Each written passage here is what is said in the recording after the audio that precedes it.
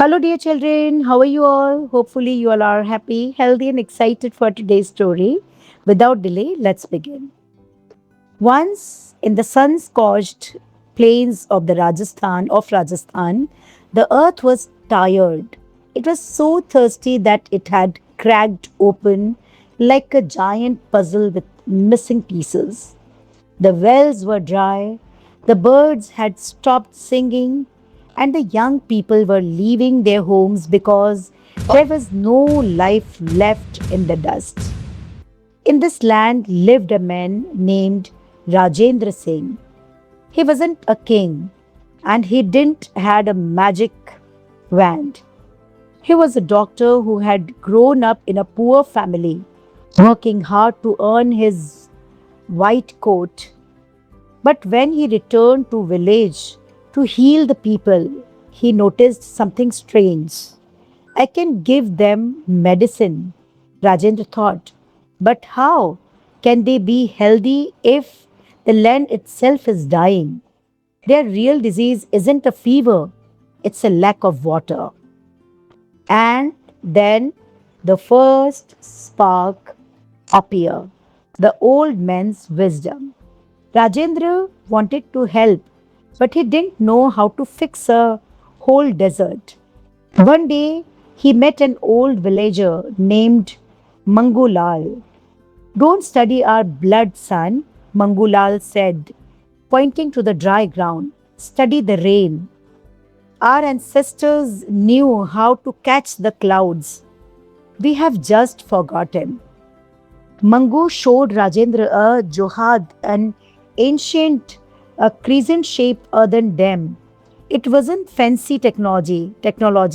It was just a way to stop the rainwater from running away so it could soak into the ground. Rajendra put away his stethoscope and picked up a shovel.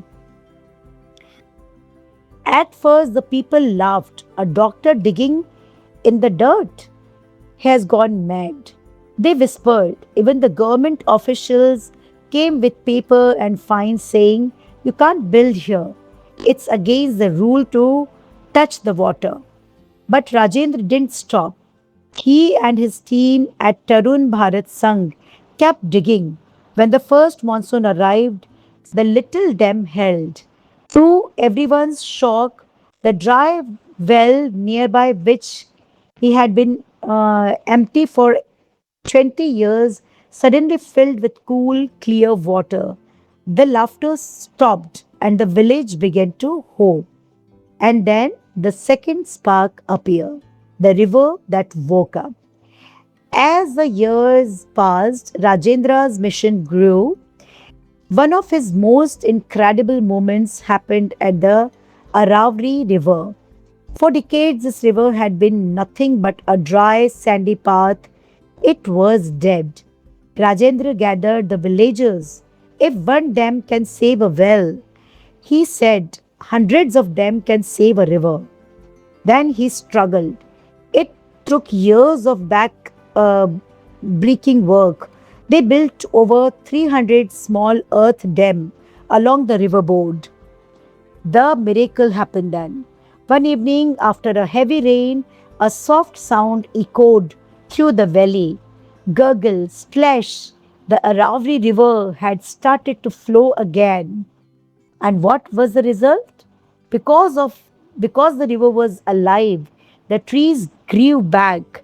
Because the trees grew back, the leopards and the deer returned, and the desert was turning green.